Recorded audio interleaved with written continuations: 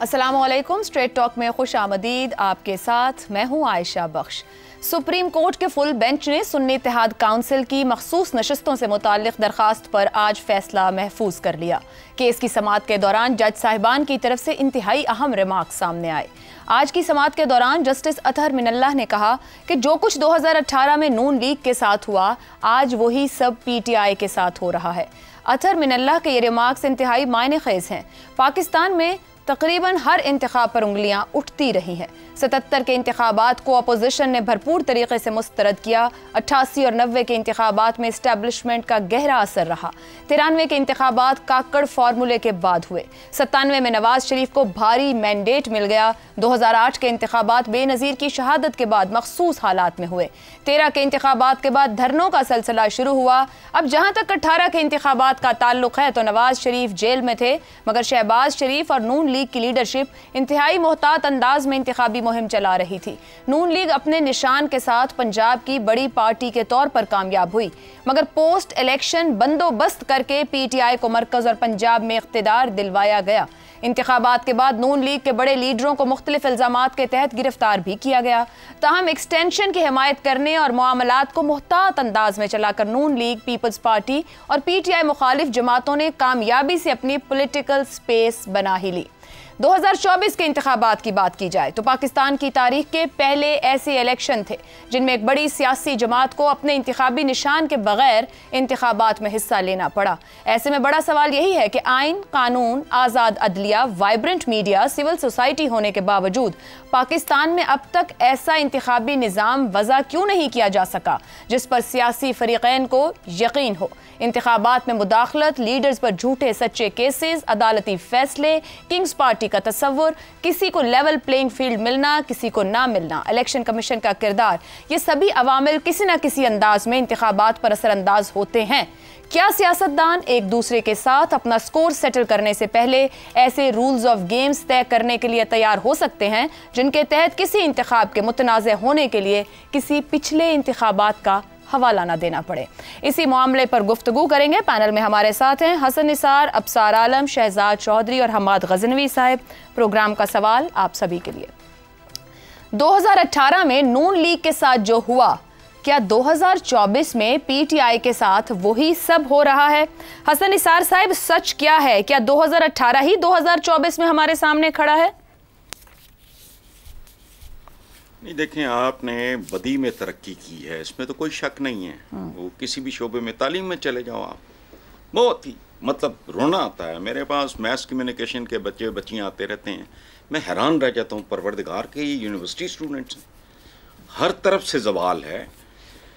तो जो कहते हैं ना, जवाल आए तो पूरे कमाल में आए। बाकी मैं इस मफरूज़े और थीसिस के साथ पूरी तरह मुत्तफिक नहीं हूँ, जुज़वी तौर पे सिर्फ मुत्तफिक हूँ कि क्योंकि मेरा ख्याल है कि नून लीग का जो ज़वाल अब इंतहा पे, ये उसका आगाज़ था। अच्छा, बाकी आपने जो सारा सिलसिला कहा है, तो भाई ये विशेष साइकिल है गंदगी का, इसे बढ़ा लो। देखो, एक अंग्रेज़ी घिसा पिटा सा मुहावरा है, मनी बिगेट्स मनी। ये याद रखना, गंदगी बिगेट्स गंदगी। यानी मैं भी फेंक दूंगा, मुझे गंदगी का ढेर नजर आएगा, मैं भी खाली पैकेट सिगरेट का फेंक दूंगा। Poverty begets poverty. Please try to understand. ये सिर्फ पैसा नहीं है जो पैसे को खींचता है, गंदगी गंदगी को, बदमाशी बदमाशी को, एक्सप्लॉयटेशन को। This is what has happened to this country, और इसकी एक बिल्कुल तारीखी बुनियाद है। मुझे उस पर कतन कोई हैरत नहीं है।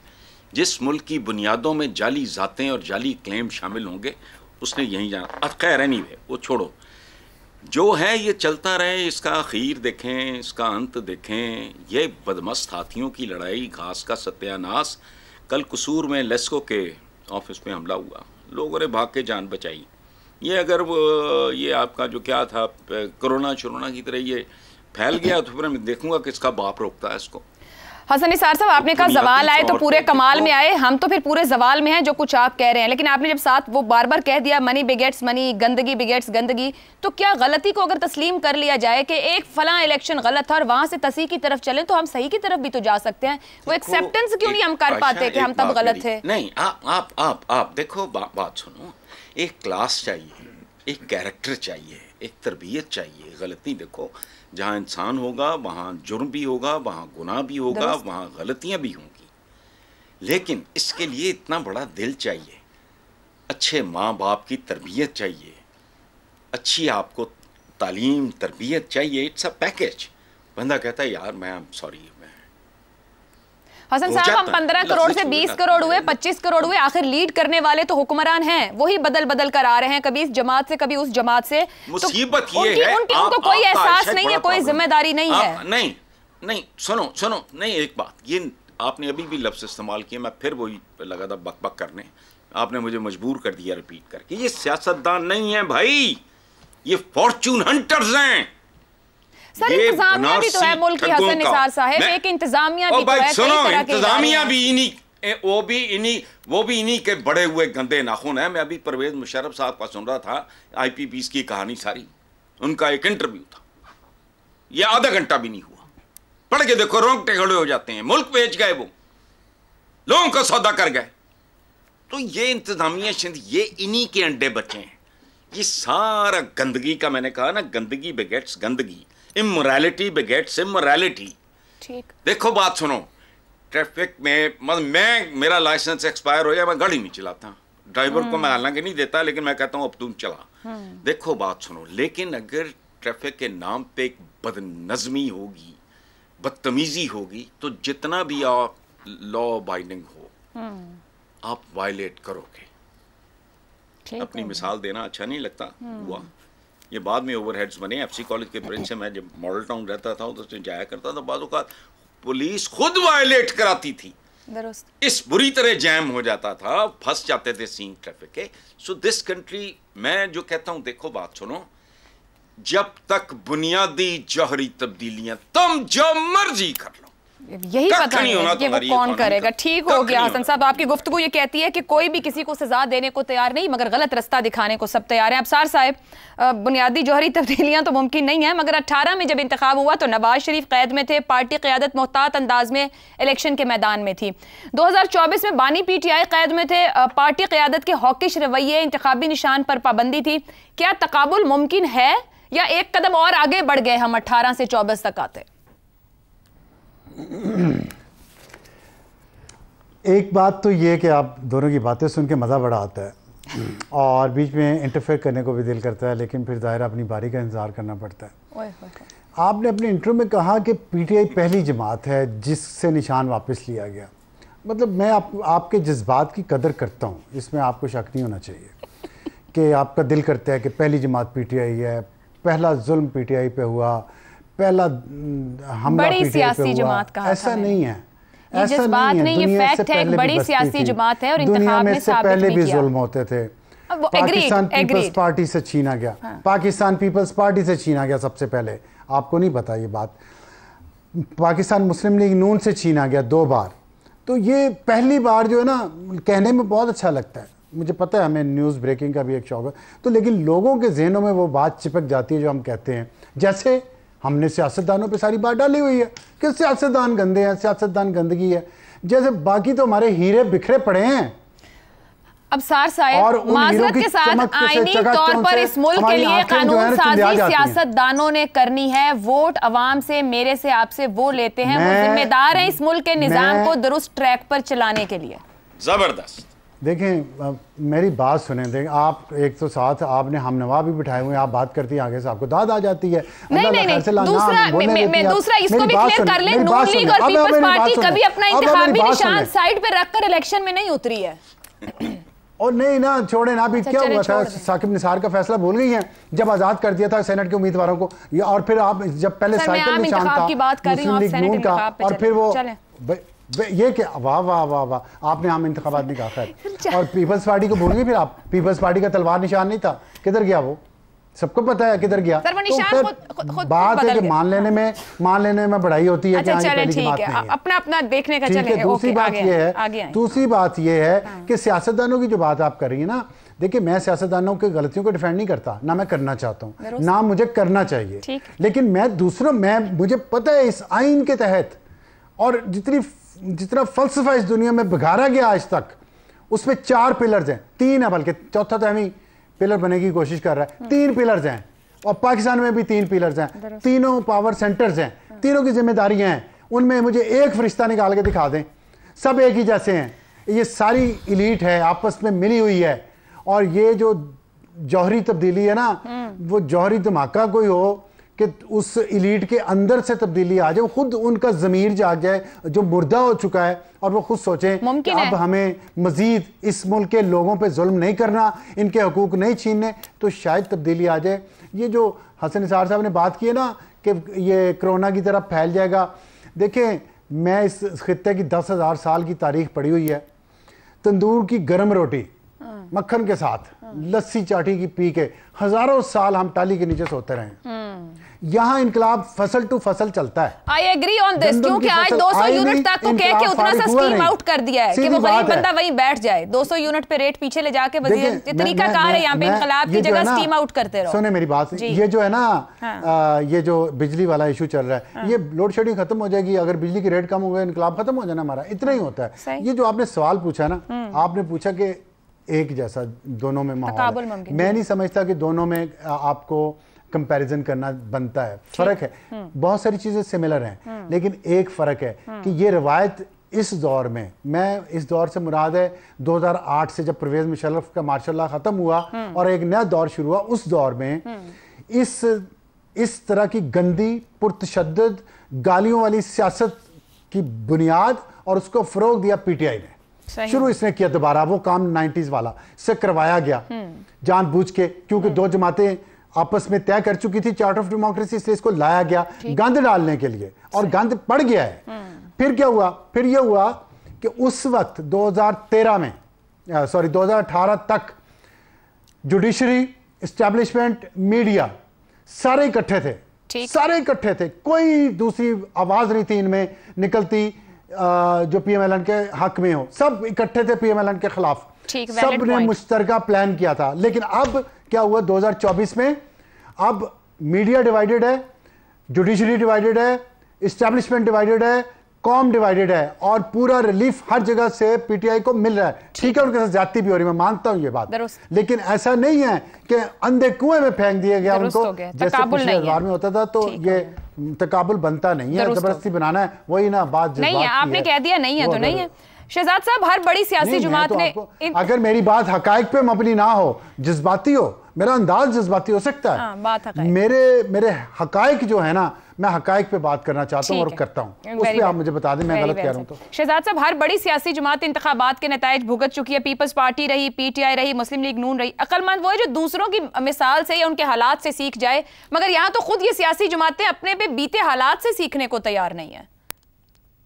हाँ, इसमें कोई शक नहीं है, और जब आपको ये पता हो कि आपका मुकम्मल तौर पे कंट्रोल है, जिसे आप कहते हैं एलीट कैप्चर है, और आपको कोई परवाह नहीं है ना अपनी किसी इलेक्टोरल प्रोसेस की, ना आपको अपनी गवर्नेंस की, ना आपको साख की फिक्र ना हो, क्योंकि आपको पता है कि बगैर इन चीज़ों के भी ये अपने जगह पे कायम है। और मैं उन पॉलिटिकल पार्टीज़ का जिक्र कर रहा हूँ जिन्होंने तारीखी तौर पर पाकिस्तान में अपना रोल अदा किया, और पाकिस्तान की पिछले 50 साल के अंदर जिनका नाम बहुत ताकत के साथ रहा है, इन दो बड़ी पार्टियों का, पाकिस्तान पीपल्स पार्टी और पीएमएलएन, जब उनको परवाह ख़त्म हो गई अपनी सियासत की, आवाम की, उन पॉलिसीज़ की जिससे कि सियासत की बका के साथ ताल्लुक़ था, तो फिर जाहिर है कि कोई ना कोई तो फिर बीच में आएगा। देखिए, ये आपने 2018 और 2024 की बात की, इन दोनों में फ़र्क था स्केल का, कि किस स्केल तक, किस लेवल तक, कितनी वॉल्यूम के अंदर ये सारी गड़बड़ हुई है। अगर मैं 2018 के इलेक्शंस की बात करूं तो 2018 से पहले 2016 भी था और 2017 भी था। 2016 के अंदर कम से कम दो चीजें, एक तो खैर शायद उससे थोड़ा पहले एक पनामा लीक आ गया, और उससे पहले डॉन लीक्स आ गया। अब लीक किसने किया था और था या नहीं था, वो कि मैं एग्री करता हूं, और अगर मैं बात मानूं अफसार साहब की कि जनरल बाजवा की किसी बात के ऊपर यकीन किया जा सकता है या नहीं, तो उनका आखिरी दिनों में ये कहना कि डॉन लीक्स की असल में कोई हैसियत नहीं थी, गलत था। डॉन लीक्स की हैसियत थी, और इसलिए जब आपने डॉन लीक्स और पनामा का आ गया मामला, और उसके बाद फिर आपकी एक जो साख थी वो मुतासर हुई 2016-17 के अंदर, तो उसका नतीजा फिर 2018 में। लेकिन उससे भी ज्यादा 2018 क्यों हुआ, 1990 से लेकर 2018 तक, 1990 से लेकर 2018 तक का जो तजर्बा था, जो आपस में बारियां चल रही थी, उन्होंने पाकिस्तान को कोई बहुत बड़ा फायदा नहीं दिया उन चीजों ने। फिर 2018 हुआ, फिर एक वो स्पेस क्रिएट हुई, अगर यही लोग अपना काम ठीक कर लेते और ये 2 पार्टी सिस्टम उस तरीके से बन पाता, ये अपनी गवर्नेंस बेहतर करते, पॉलिसीज बेहतर देते, तो ये हालात ना आते। ठीक। लेकिन ये हुआ। लेकिन बड़े असबाक मैं समझना आपके सवाल में जो मुज़मिर है वो ये है कि 2018 के अंदर एक ऐसा तरीका गवर्नेंस स्टार्ट हुआ जिसको कि आज हम हाइब्रिड निजाम कहते हैं। क्या ये पाकिस्तान के हक में है या पाकिस्तान के खिलाफ काम कर रहा है या पाकिस्तान का नुकसान हो रहा है इससे? मुझे ये लगता है कि पाकिस्तान का और अदारों का नुकसान हो रहा है इस चीज से। अदारों का टकराव तो हमारे यहां बड़ी देर से रहा है, लेकिन वो अदारे जो कि पहले सायों में रह के, शेडोज में रह के काम करते थे, अब खुल के सामने आ चुके हैं 2018 के बाद से।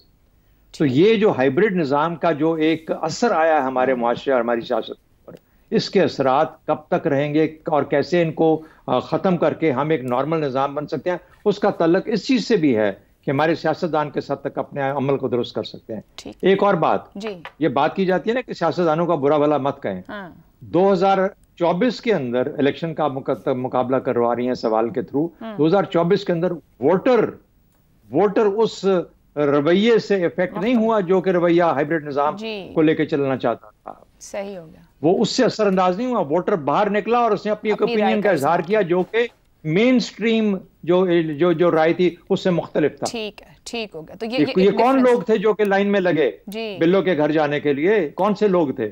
ये वो लोग थे बिल्लो के घर जाने के लिए जिनको पता था कि अवामी राय ने यहाँ डिफरेंस क्रिएट कर दिया। असेंबली अवामी राय बिल्कुल क्लियर थी, मुख्तलिफ थी, लेकिन वो जो लाइन लगा के बीच में खड़े हो गए, अच्छा पार्लियामेंट में भी जाना है, ताकत भी लेनी है, फंड्स भी लेने हैं, ये भी लेना है, वो भी लेना है, हुकूमत का हिस्सा भी बनना है, वो एक और पौध है, एक और तरीका है, एक और निजाम में सोच है जिसने कि आपको यहाँ तक पहुंचाया। अगर ये लोग अपना अमल दुरुस्त रखते तो पाकिस्तान आज उस जगह पे ना होता जहाँ पे। ठीक हो गया। हमाद गजनवी साहब, ये आज जस्टिस साहब के साथ कोर्ट की जानिब से कोर्ट में कहा गया सच नहीं बोला जा रहा। जो 18 में हो रहा था नून लीग के साथ, वो आज PTI के साथ, और गुज़िश्ता 2-2.5 बल्कि ज्यादा सालों में देखें अदालती फैसले हमारी सियासत और इंतखाबात पर उनका एक असर दिखाई दे रहा है। ये सुन्नी इत्तेहाद काउंसिल का फैसला आना जा रहा है, आपको लगता है ये हमारी सियासत को किसी तौर मुतासर करेगा? अच्छा, शुरू यहाँ से करते हैं बात कि अभी भी जो गुफ्तगू हो रही है, खैर ये तो उलमा हैं अपने मजमून के। हम जिन महफिलों में बैठते हैं दोस्तों के साथ, वहाँ पर हमने देखा है कि ये बात तय करती है 2018 का इलेक्शन ज़्यादा धंधलाया हुआ था, धुंधलाया नहीं धंधलाया हुआ था, या 2024 का, ये बात तय करती है कि आप किस पार्टी के सपोर्टर हैं। हमने अक्सर ये देखा है उसके हक़ में दलाइल लाए जाते हैं। तो जैसे हसन साहब ने कहा ना, बात वो दुरुस्त है कि हम अब ये परवर्शन की लड़ाई हो रही है ना, बदी लड़ रही है आपस में, कि हम ज़्यादा कहते हैं ये ज़्यादा बुरा है, ये हमारा आर्गूमेंट होता है। ये नहीं हम कह सकते कि ये दुरुस्त है। हर पार्टी के हमायती जो हैं वो हमने ये गुफ्तगू करते देखा है। यानी बिल्कुल वही मामला है जैसे ढलान पर संग गिर रहा होता है, उसका मोमेंटम बढ़ता जाता है, तो वो फिर रुकने की कहीं अभी तो ख्वाहिश ही नहीं है, कहीं रुकने की ख्वाहिश होगी तो फिर हम दोबारा हो जाएगा तो शायद रुक भी ना पाए। जी हाँ, ये तो बढ़ता जाता है, वो मोमेंटम बढ़ता जाता है और वो हो रहा है, हम देख रहे हैं। अच्छा, अगर बिल्कुल सीधा सीधा फ़र्क देखा जाए तो आपने दुरुस्त कहा कि इस तरह जिस तरह PTI का निशान उनसे लिया गया, इस तरह हमें कम से कम हालिया तारीख़ में इसकी मिसाल नहीं मिलती। हालांकि हम किसी भी इलेक्शन से खुश नहीं और हम सब इलेक्शंस को समझते हैं कि बस ये जैसे भी होते हैं, लेकिन इसके साथ साथ जैसे अबसार साहब ने कहा ना, ये भी एक हकीकत है कि जो हमारे नून लीग के दोस्त हैं वो बार बार इस बात का जिक्र करते हैं कि आप देखिए कि अब इस वक्त फुल कोर्ट बैठा हुआ सुन रहा है, जबकि हम देखते थे 2018 में कि फुल कोर्ट का इजलास ही नहीं बुलाया गया साल तक।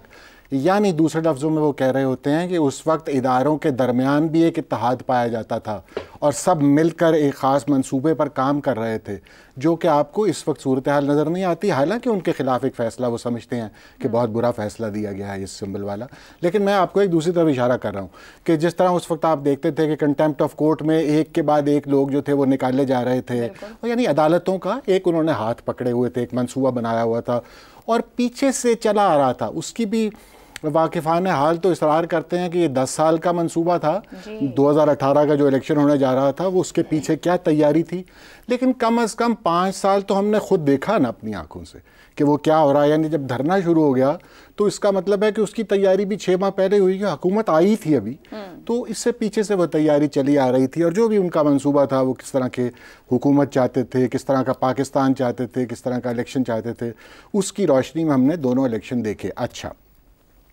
मुतनाज़ा इलेक्शन बज़ाते ख़ुद एक मसला होते हैं ये किसी मसले का हल नहीं होते।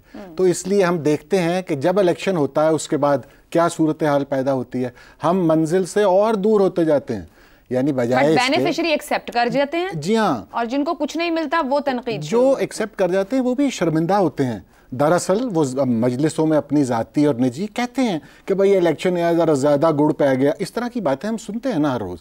तो उनके अंदर भी वो कॉन्फिडेंस नहीं होता, चाहे वो फॉर्म 47 हो, चाहे वो RTS हो। ये हैं तो धब्बे ना बहरहाल, कि आप कोशिश करते हैं, प्री इलेक्शन रिगिंग करते हैं पहले, फिर आप जब आपको लगता है कि यार अब भी हमारे काबू नहीं आ रहा मसला, फिर आप इलेक्शन डे वाले दिन यानी उस दिन भी रिगिंग करते हैं, और अगर उस दिन भी मामला हल ना हो तो फिर आप रात को भी रिगिंग करते हैं।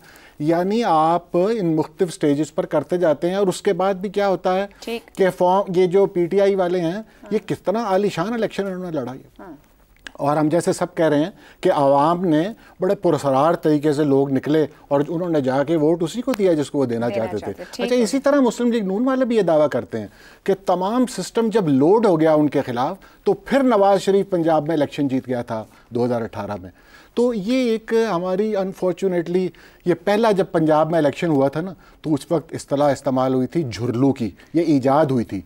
तो हम आज तक उसी गुजर रहे हैं उन्हीं शाहराहों से। बल्कि तो फिर सच ये हुआ कि जहां से पहला इंतखाब जिसको झुरलू कहा वहीं खड़े हैं। मतलब करूं तो मैं कहूंगा ये फिल्म फ्लॉप हो चुकी है। आप लाख कहें ये शर्तिया नया प्रिंट है, मतलब आप कहें और फिल्म ना लगाएं, ये तो कुछ ज्यादा ही बात ना हो जाए। एक ब्रेक लेते हैं, ब्रेक से वापस आएंगे तो पाकिस्तान में ब्रेन ड्रेन में 119% का बड़ा इजाफा, इस पर गुफ्तगू इस ब्रेक के बाद। प्रोग्राम में एक बार फिर खुशामदीद। माशी अबतरी, बेरोजगारी, महंगाई, लैक ऑफ अपॉर्चुनिटीज और सियासी अदम इस्तेहकाम की वजह से गुज़िश्ता साल पाकिस्तान से बैरून मुल्क जाने वालों में 119% का बड़ा इजाफा हुआ है। Bureau of immigration and overseas employment की रिपोर्ट के मुताबिक साल 2023 में 8,62,000 से ज्यादा पाकिस्तानी रोजगार की गर्ज से बैरून मुल्क गए, जो 2015 के बाद पाकिस्तानियों की बैरून मुल्क सबसे बड़ी मुंतकली है। मुल्क छोड़कर जाने वालों में बड़ी तादाद तालीम याफ्ता और स्किल्ड नौजवानों की है। आला क्वालिफाइड अफराद के मुल्क छोड़ने की शरह में 26% का इजाफा हुआ है। 45,000 से ज्यादा आला तरबियत याफ्ता अफराद, जिनमें 24,000 engineers, 2500 doctors, 12,000 IT experts, 6,500 accountants, 21,000 technicians, 1,600 nurses, 2,600 माहिर शोबा ज़राअत मुल्क छोड़कर जा चुके। रवां बरस की बात की जाए तो 2024 के पहले 6 माह में 8 लाख के करीब अफराद बैरून मुल्क मुंतकिल हो गए हैं। गैलप सर्वे के मुताबिक नौजवानों की 2/3 तादाद मुल्क से बाहर तालीम और नौकरी करने के ख्वाहिशमंद हैं, और इनमें से आधे से ज्यादा नौजवान मुल्क वापस नहीं आना चाहते। मुल्क भर में सालाना 4.5 लाख नौजवान यूनिवर्सिटी से ग्रेजुएट होते हैं, जिनमें से 31% बेरोजगार रहते हैं। अगरचे बेहतर रोजगार की तलाश में इमिग्रेशन आज के आलमगीरियत के दौर में एक हकीकत है, लेकिन हालिया अरसे के दौरान पाकिस्तान से बड़ी तादाद में तालीम याफ्ता और हुनरमंद अफराद का मुल्क छोड़ना तशवीशनाक है। सिस्टम पर अदम एतमाद, कम मौक़े, मेरिट का कत्ल, सियासी और माशी अदम इस्तेहकाम, बेरोजगारी, लाइफ सिक्योरिटी, इंतहा पसंदी, निज़ाम इंसाफ, बैड गवर्नेंस, अवामी पैसे से अशराफिया को मिलने वाली शाही सहूलियात, ये सब के सब वो अवामिल हैं जो नौजवानों में मायूसी का सबब बन रहे हैं, जिसके नताइज इतनी बड़ी तादाद में ब्रेन ड्रेन की सूरत में सामने आ रहे हैं। तालीम याफ्ता और हुनरमंद अफराद किसी भी कौम की तरक्की की राह में अहम किरदार अदा करते हैं, मगर हमारे यहाँ कौम का ये सरमाया मुसलसल मुल्क से जा रहा है, मगर इख्तिदार के ऐवानों के मज़े लूटने वालों को इस नुकसान का इदराक नहीं है।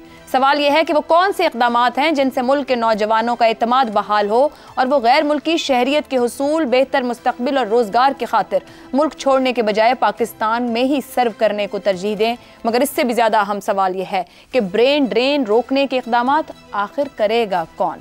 इसी पर पैनल की राय आपके सामने रखेंगे। सवाल इस तरह से, सियासी और माशी गैर यकीनी, सिस्टम पर अदम एतमाद, बेरोजगारी, कम मौक़े, मेरिट का कत्ल, ब्रेन ड्रेन में 119% का बड़ा इजाफा, 1.5 साल में 16 लाख अफराद मुल्क छोड़ गए। हुकूमत के लिए ब्रेन ड्रेन रोकना कैसे मुमकिन है? हसन निसार साहब। आयशा, वैसे जवाब नहीं है आपका, हम सबका हम लाजवाब लोग हैं। 5,000 बंदा नहीं होता तो चपड़कन आती है, उठ के कह देते हैं मिलियन मार्च। ये वैसे आई हुई इस्तिलाहों को हम इस्तेमाल करते वक्त सोचते नहीं हैं। अच्छा, दोनों वारदात ये होते हैं, अपनी अपनी मार पे होते हैं। हम कहते हैं सेम पेज। आ गया एक टर्म आ गई, रगड़ो। अच्छा, जमहूरियत, जमहूर जिंदा दरगोर है, तो कमाल है, ये अजीबोगरीब। अच्छा, इस तरह करते हुए सोचते नहीं ये ब्रेन ड्रेन नहीं है, चूंकि ब्रेन ड्रेन के लिए ब्रेन होना जरूरी है। ब्रेन बहुत बड़ी बात है। ये जो स्किल्ड सेमा स्किल्ड लेबर है इस मुल्क में वो भी नहीं है, ये याद रखना। बहुत आला कारीगर होता था, वो छोड़ गए, फिर उनके एक लंबा काम है। अब आपको अच्छा प्लम्बर नहीं मिलता, ये याद रखना। हमारे यहाँ कंस्ट्रक्शन हो रही है, आओ आके देख लो। अच्छा छोड़ो, ब्रेन बहुत बड़ी बात है। ब्रेन ड्रेन नहीं, ये भूख ड्रेन है। ये जो कश्तियों में मारे जाते हैं या पता नहीं स्मगल होते हैं फलाना, हजारों की तादाद में साल में बंदे मरते हैं, ये ब्रेन होते हैं। पहली बात प्लीज ये तो मत ना दो। हसन साहब, कतई कलामी की माजत, ये और भी खतरनाक बात है कि हमारे पास ब्रेन ही नहीं है, मतलब हम जहन पे भी काम नहीं कर रहे। हाँ, वो दुरुस्त है, वो दुरुस्त। अच्छा, अब रह गया सिस्टम, तो वो था कब? देखो बात सुनो, डूब मरने वाली बात है। ये बाहर बड़ी मामूली बातें। पाकिस्तान बने 76 साल हो गए, डे वन से मामूली थानेदार, मामूली चाकर अवाम का, उसको अर्जियां जाती हैं तो उन पे क्या लिखते हो? फिदवी, शर्म आती है? अच्छा, ताबेदार, खाकसार, फरमाबरदार, अल-आरिज, और तुम्हारा कुछ नहीं बेदा। ये नाम नेहाद आबादी है, ये मुहावरा अशरों पुराना है। जब से मैंने होश संभाला है, पहले तो समझ ही नहीं आती थी।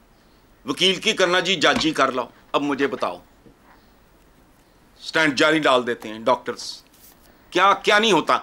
ये सिंध में आपकी यूनिवर्सिटी पकड़ी गई है चंद दिन पहले, यूनिवर्सिटी या कोई इदारा, कोई इंस्टीट्यूट, व्हाटएवर, टेक्नीशियंस।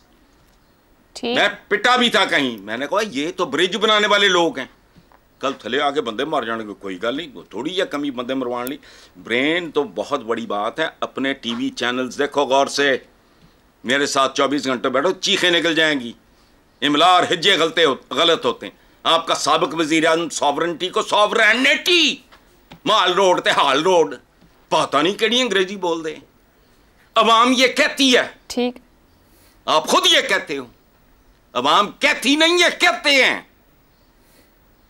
चंद दिन पहले मैं देख रहा था, आशश एन से लिखा हुआ, 99% यही करते हैं। तो छोड़ो ब्रेन ड्रेन, ब्रेन किथे थे, इतने टिड्ड ने। ठीक हो गया।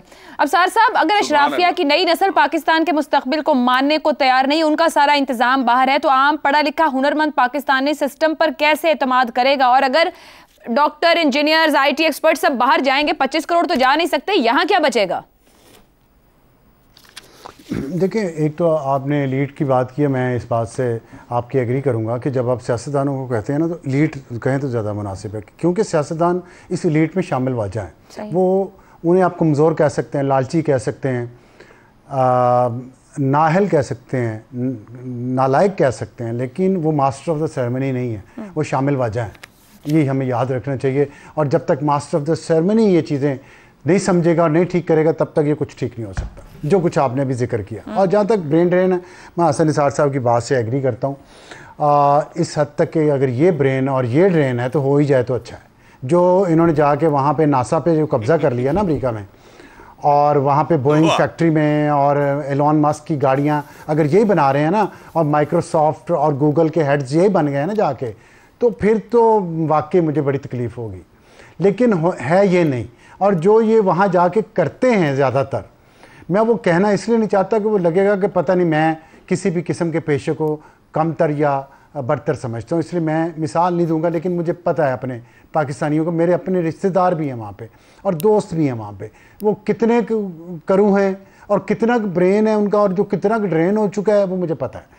बात यह कि 2-3 किस्म के लोग हैं। एक तो जेन्युइनली कुछ वाकई हमारे यहाँ अच्छे इंटेलिजेंट लोग हैं जो जाते हैं और बेहतर मुस्तकबिल के लिए वहाँ जाना चाहते हैं, उनका हक है, जाएँ, तरक्की करें।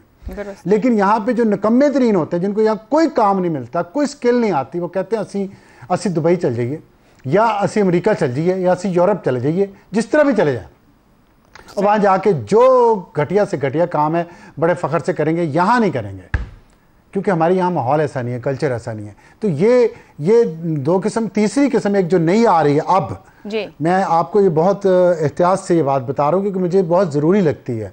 वो नौजवान नस्ल है जो जल्टेड लवर जिसको कहते हैं, जो इस मुल्क से जाना नहीं चाहते थे या नहीं जाना चाहते, लेकिन यहाँ जो कुछ आपकी ये एलीट कर रही है ना, जितनी नाइंसाफ़ी है, जितनी अपॉर्चुनिटीज़ की कमी है यहाँ पे, बराबरी नहीं है, उससे वो लोग बहुत तंग आ गए हैं और वो चाहते हैं कि यहाँ से चले जाएं, किसी तरीके से चले जाएं, बस मोहब्बत नहीं रही उन्हें इस मुल्क से। ये चीज़ सबसे ज़्यादा खतरनाक है। और इस पे हमारी एलीट जिसके अपने बच्चे बाहर हैं और वो यहाँ पे कमाने के लिए बैठे रहते हैं बुढ़े बुढ़े, और फिर वो वहाँ से जब रिटायर होते हैं फिर यहाँ से चले जाते हैं, वो भी वहाँ बाहर जाके घर उन्होंने रखे हुए हैं, लेकिन यहाँ अपने ना बच्चे रहते हैं, ना उन स्कूलों में जाते हैं, ना उन हॉस्पिटल्स में जाते हैं, तो कैसे हालात ठीक हो। एक चीज़ मैं आपको बता दूं स्किल्ड और नॉट स्किल्ड का, छोटी सी बात है। देखिए जर्मनी में 80% जो स्टूडेंट्स हैं ना, वो एक बेसिक लेवल की एजुकेशन करके ना उनको स्किल्ड साइड पे वो ले जाते हैं, वहाँ उनको मुख्तलिफ स्किल्स में उनकी तरबियत की जाती है। सिर्फ 20% ऐसे हैं जो हायर एजुकेशन में जाते हैं और वो फिर साइंसदान बनते हैं या इंजीनियर बनते हैं। यहाँ हर इतना यूनिवर्सिटीज़ का इतना माफिया है, यहाँ पे हर कोई डिग्रियां ले रहा है, मास्टर्स की और ग्रेजुएशन की, किसी काम की नहीं है वो। तो हमारे यहाँ ना हुकूमत कुछ करती है, ना कोई प्लान है, ना कोई स्ट्रेटजी है। बच्चे पैदा करो क्योंकि एक मुंह और दो हाथ लेके आता है, ये तो हमें पढ़ाया जाता है मस्जिद में और हमारी सोच को बुनियाद से ठीक करने की जरूरत है। लेनी है ब्रेक से वापस आएंगे तो शहजाद साहब और हमारे साहब की राय सामने रखेंगे। प्रोग्राम में एक बार फिर खुश आमदीद कहेंगे। शहजाद साहब, 2015 से अब तक मजमूई तौर पर 62 लाख पढ़े लिखे हुनरमंद अफराद मुल्क से गए हैं। ब्रेन ड्रेन है, ब्रेन ड्रेन नहीं, और अगर यही सिलसिला रहा तो मुस्तकबिल क्या, और क्या रोकने के लिए कोई इक़दामात करने की ज़रूरत है या छोड़ दिया जाए? अच्छा, एक तो ये है कि देखें, अब्दुल कादिर हसन साहब हमारे मरहूम कॉलमिस्ट थे, जंग अखबार में कॉलम लिखा, मेरे को 30 साल तो हो गए होंगे यकीनी तौर पर। उसमें उन्होंने एक जुमला लिखा था, उन्होंने कहा कि ये कौम जो है यानी पाकिस्तानी कौम 2 हिस्सों में बढ़ चुकी है, एक माल मस्त है और एक हाल मस्त है। अच्छा, अब वो ये था कि जो आपकी मिडिल क्लास थी वो या तो पैसा कमा के और माल मस्त लोगों में शामिल हो गई थी, या इतनी दब गई और गरीब हो गई और उसको ख़त्म कर दिया गया कि वो आहिस्ता आहिस्ता हाल मस्त लोगों में चली गई। इस वक्त अगर उसका कोई, यानी ये 30 साल पहले की बात है, अगर कोई आईना, कोई अक्स नज़र आता है उस क्लैरिटी के साथ जो कि उन्होंने इतने साल पहले बात की, वो ये आज की पाकिस्तान है। अच्छा, दूसरी बात, क्यों ना जाए? आपने कहा 65 से 70% पाकिस्तानी जो हैं वो, और मैं 75% का लफ्ज़ इसलिए इस्तेमाल करता हूँ क्योंकि 25 से 40 साल की उम्र के लोगों को शामिल कर रहा हूँ, यानी 25 से 40 साल से। आपने कहा 65% हैं जो 25 साल से कम लोग हैं, और मैं कह रहा हूँ कि 75% होंगे जो कि गालिबन 40 से कम और नीचे की तरफ होंगे। ये आप कहते हैं पाकिस्तान का मुस्तकबिल। इन्होंने पाकिस्तान बनाना, जो हमने गलतियां की हैं, जो हमने ब्लंडर किए हैं, ये सीधा करेंगे उसको। ये पाकिस्तान का मुस्तकबिल बाहर जा रहा है। 1973 में जब जुल्फिकार अली भुट्टो ने लेबर को बाहर भेजना शुरू किया मिडल ईस्ट के अंदर, तो हम उसको लेबर एक्सपोर्ट कहते थे, क्योंकि वो आपको अर्न करके वापस भेज। आज भी बहुत सारे ममालिक जहां पर सेमी स्किल्ड लेबर है या अनस्किल्ड लेबर है, वो इसको इस्तेमाल करते हैं कमाई के लिए, अपने मुल्क की कमाई के लिए। आज भी आपकी जो वापस जो आता है इन्वेस्टमेंट, जो लोग पैसा कमा के भेजते हैं मुल्क के अंदर, उसकी बुनियाद पे आपने अपना करंट अकाउंट डेफिसिट किसी हद तक उसको कम किया हुआ, कंट्रोल किया हुआ। तो कहने का मतलब ये हुआ, वो तो हो गया लेबर एक्सपोर्ट। ये जो लोग जा रहे हैं, ये ब्रेन ड्रेन इसलिए है क्योंकि ये प्रोफेशनल क्लास है, ये वो मिडिल क्लास है जिसको कोई उम्मीद नजर नहीं आती, जिसको आगे कुछ रास्ता नजर नहीं आता, जिसको इंसाफ नजर नहीं आता, जिसको ये नजर नहीं आता कि मैं जितना काम करूंगा मुझे उसका हक मिलेगा कि नहीं मिलेगा, इसको मेरिट नजर नहीं आता। इन लोगों को, और ये मैं आपको जाती तजर्बे से बता रहा हूं, जो मैंने सुना अपने कानों से, वो ये है, इनको कहा जाता है कि यार तुम लोग कितने पागल हो, जो हमारे एलीट्स के जो बच्चे वहां पे हैं, जिनके दोस्त बाहर आ चुके हैं, जो एलीट्स का हिस्सा नहीं थे और मेहनत करके इस लेवल तक पहुंचे थे, कि तुम्हारा दिमाग खराब है, तुम पाकिस्तान छोड़ के चले गए। जो पैसा पाकिस्तान में बन सकता है या कमाया जा सकता है, वो दुनिया के किसी मुल्क में नहीं कमाया जा सकता। वो सही कहते हैं, लेकिन उसके लिए उस क्लास का हिस्सा होना जरूरी है।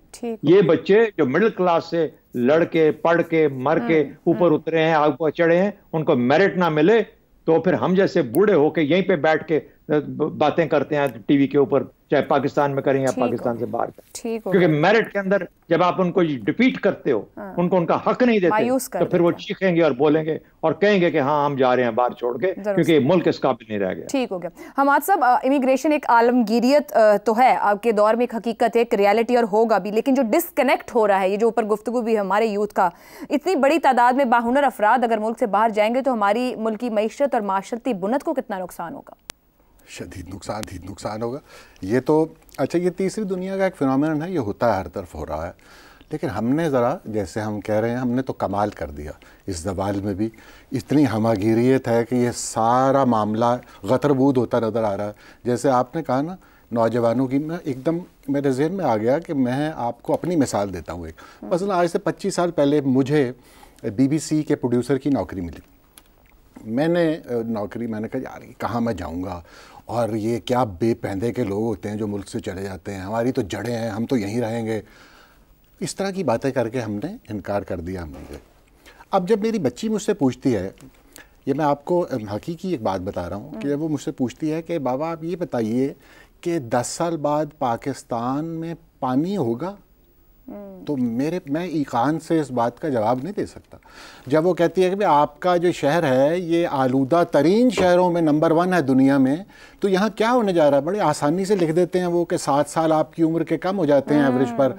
तो 7 साल या ज़िंदगी के 7 साल वो क्या है, ये 5 बरस या 4 बरस छिन जाएँ तो लगे 1000 बरस। ये तो यानी इतनी आसानी से ऐसी बातें हमारे यहाँ कर दी जाती हैं। तो हम तो कह रहे हैं ना, मेरिट, यकसा मौक़े, तालीम, सेहत।